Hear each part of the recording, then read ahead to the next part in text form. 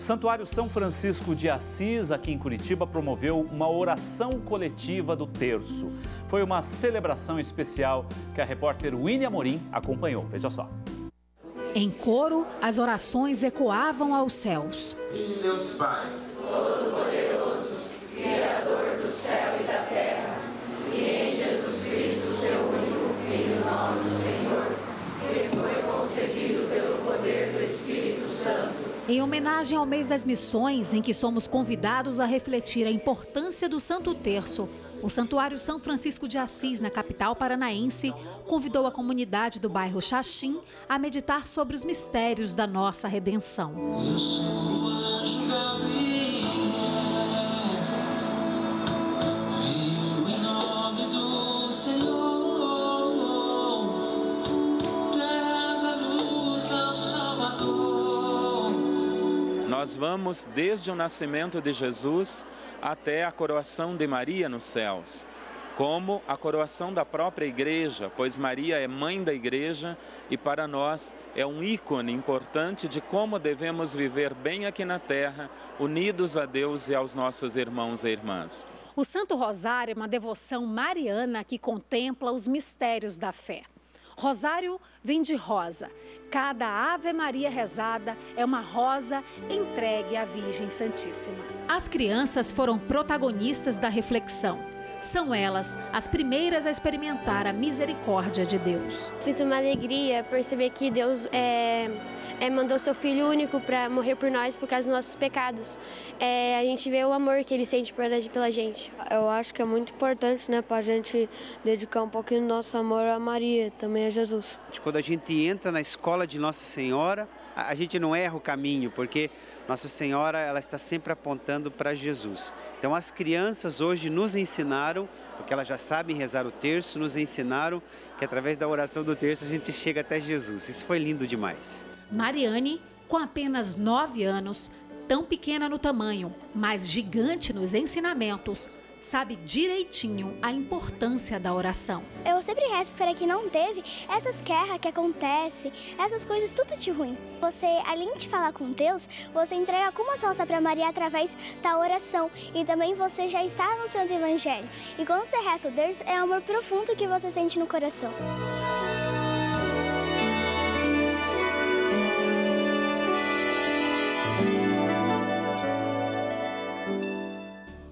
Que linda a Mariane, né? Já aí, ó, firme na fé, 9 anos de idade, já ensinando muita gente. Outubro é considerado o mês missionário pela igreja e várias iniciativas estão sendo tomadas para incentivar esse trabalho em missão, né? A chamada Igreja em Saída, como diz o Papa Francisco, de outubro desse ano até outubro do ano que vem. São várias medidas, atitudes, de certa forma, celebrações também, incentivando as missões. Mas é importante também a gente conhecer o trabalho de quem passou por um trabalho missionário, né? De quem foi a campo, de quem esteve em regiões de extrema pobreza do mundo, levando a palavra de Deus para essas pessoas. Hoje eu vou conversar aqui no estúdio com a irmã Maria de Bona, que é da Congregação das Irmãs Beneditinas da Divina Providência e que passou 5 anos, não é, irmã? Realizando um trabalho missionário em Moçambique, na África. Com certeza tem muitas histórias para contar para a gente. Tudo bem, irmã? Tudo bem, obrigada pelo convite. Nós é que agradecemos sua presença aqui. Foi uma experiência muito positiva, muito rica, né? Essa experiência que eu vivi na missão do Moçambique. Como é que começou? Vamos do início, assim. Como é que você percebeu que algo te chamava para esse trabalho, para essa missão tão importante, numa região carente, né? Não só de um lado espiritual, mas carente de recursos também, né? Bom, no início, quando eu comecei a ser irmã, né, depois dos votos, tudo, eu não queria ir para a missão, fora do Brasil. Queria ficar quietinha e tudo mais. Sim, queria ficar no Brasil, né, no trabalho que me era pedido, né, depois eu comecei a pensar, né, numa missa de envio de 2 irmãs que foram para o Malawi, né, eu comecei a pensar, eu também posso ir, né, e aí um dia eu disse... 2011, né, eu falei para a irmã Narcisa, que era provincial, eu falei, olha, se você quiser me mandar, pode me mandar, né? E então, já no final de 2011 mesmo, ela disse, Maria, acho que você vai para a África, para o Moçambique. né? Uma missão nova que vai abrir lá e você é uma das escolhidas. E aí, na hora, qual foi o seu sentimento? Deu aquele friozinho na barriga? No início eu disse sim, mas eu fiquei tranquila assim, né? Aí depois eu comecei a pensar, né? Não conhecia Moçambique, como é que era lá, como é que eram os desafios, tudo isso. Então foi dando uma certa insegurança, né? Porque o desconhecido sempre traz esse medo, né? Essa insegurança de como que eu vou dar conta de tudo isso. Qual foi a maior dificuldade que você encontrou por lá, irmã? Além, claro, do aspecto cultural, evidentemente, esse choque cultural que é natural as pessoas enfrentarem. Mas teve algo que realmente você precisou ali se superar? Sim, uma das maiores dificuldades, assim, que eu sinto que não só eu, mas a comunidade que foi, né? Nós 3 irmãs, foi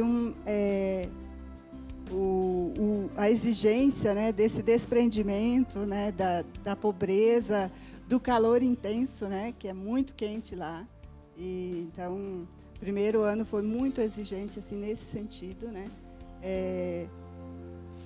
Foi uma das maiores dificuldades que eu sinto que eu passei, né? Não foi nem tanto a distância, né, dos pais, da família, isso tudo a gente sentia. Mas essa dificuldade, né, de adaptação mesmo, foi o mais difícil. Bom, nós temos algumas imagens da irmã nesse trabalho em missão, vamos colocar agora aí para a gente perceber. E eu gostaria que você comentasse isso, irmã, essas fotos, enfim, aí são crianças, claro. Em qual região que é essa? Você lembra exatamente? Essa região é numa diocese chamada Diocese de Tete, né? Onde nós abrimos uma comunidade lá, só temos uma comunidade no Moçambique. É uma região muito quente, na verdade é a cidade mais quente do Moçambique. Porque essa é a realidade que a gente região encontra, de carvão. Né? Essa é a realidade. Na verdade, são 9, 10 meses de seca. Nossa. E chove lá perto do Natal, até março, quando chove bem. Depois começa, né, até julho é uma temperatura amena. Depois... Essa imagem que a gente vê aí, inclusive, das crianças carregando, eu imagino que seja água. Água. Né? É uma realidade que às vezes a gente vê em fotos, mas quando você percebe em loco, sim, a gente começa a dar valor para as coisas que a gente tem, né? E quão difícil é algo tão básico que é o acesso à água. Isso. Como é que você enfrentou essa situação? Como é que foi para vocês isso? Muita carência. Nós ainda tivemos o privilégio, nós irmãs, que o padre que estava lá, que nos acolheu, era um padre italiano, ele instalou água para nós com gerador. Né? Um gerador trazia água da bomba para a nossa caixa d'água. Mas quando o gerador estragava, nós tínhamos que buscar também igual as crianças e as mães buscavam. Né? Então, é uma realidade muito natural lá, as mães carregarem às vezes longe a água, né, para lavar louça, para comer, para tomar banho, para tudo. E existem algumas localidades da África que as pessoas precisam caminhar até 6 horas diariamente para conseguir água. Então a gente imagina, né, você ficar esperando muitas vezes 6 horas uma pessoa ir e voltar para conseguir água potável, né? É uma realidade bem diferente. Né? Lá ainda as bombas, né, eles chamam de furo, né? São mais próximos um pouco das famílias. Então, não é tão longe, mas a gente sabe que lugares lá também, na mesma região de Tete, existem lugares muito piores, né, de distância para trazer água, para trazer a lenha na cabeça, para cozinhar, tudo isso. E por que é tão importante a gente falar sobre missões, irmã? Por que a igreja precisa despertar esse interesse ou, de certa forma, motivar mais pessoas, né, a se interessar pelo trabalho missionário? Bom, a missão, como o Papa mesmo diz, o documento de Aparecida diz, a missão é de todo batizado, né? Todos nós que fomos batizados somos chamados a exercer a nossa missão nesse mundo, né?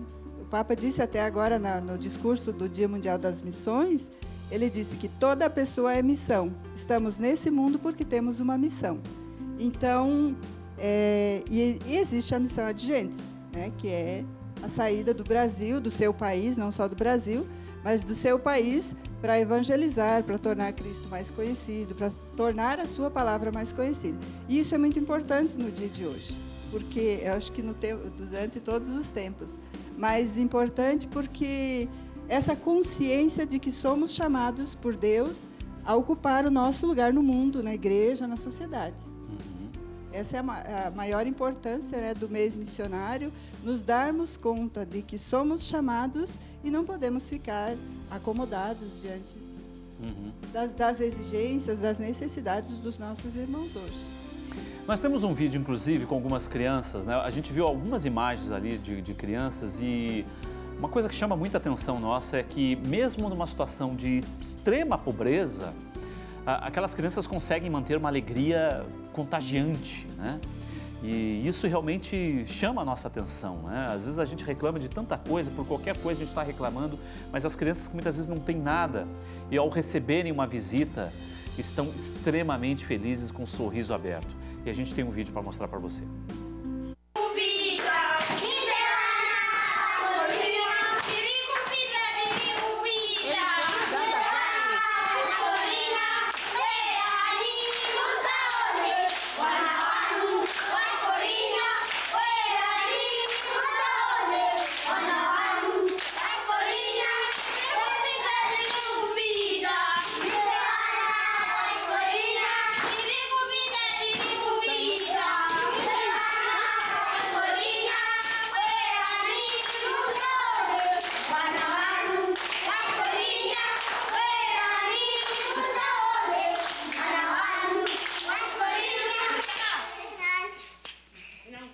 A cultura africana é tudo de bom, né? Nessa hora a gente percebe o quão às vezes a gente é pequeno, né? Diante da grandiosidade que o mundo é e, enfim, que essas culturas se apresentam e mesmo, como eu disse, em situações de extrema pobreza, né? Como é que você sentiu, irmã, no sentido assim de você se engrandeceu mais do que aquilo que você poderia dar? O que é natural muitas vezes, uma pessoa que está fazendo um trabalho voluntário, que está fazendo um trabalho missionário, às vezes ela se enriquece muito mais do que aquilo que ela tem a oferecer, não é?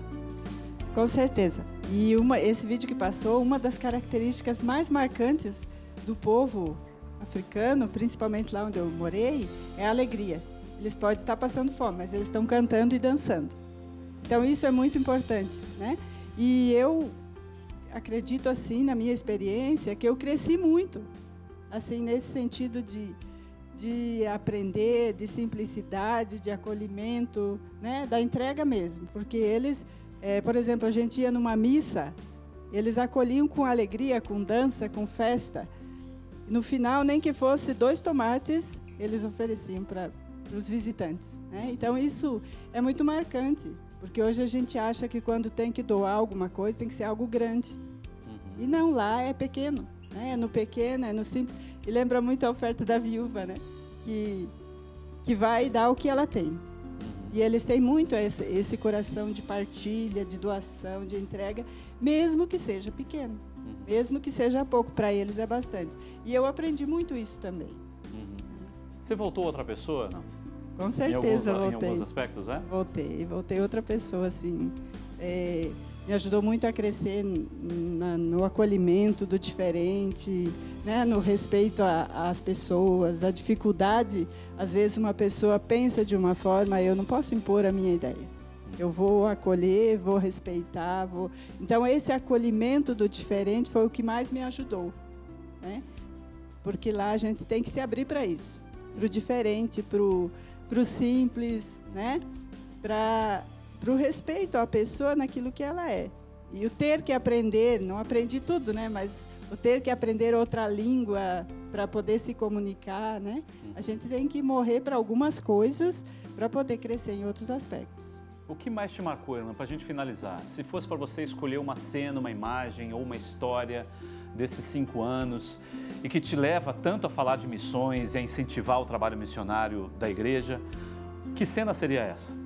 O que mais me marcou foi a simplicidade, né, das crianças em poder, assim, até eles me ensinavam a falar. Quando eles viam que eu queria falar alguma frase na língua deles, eles viam que eu não conseguia dizer, eles me ensinavam a falar.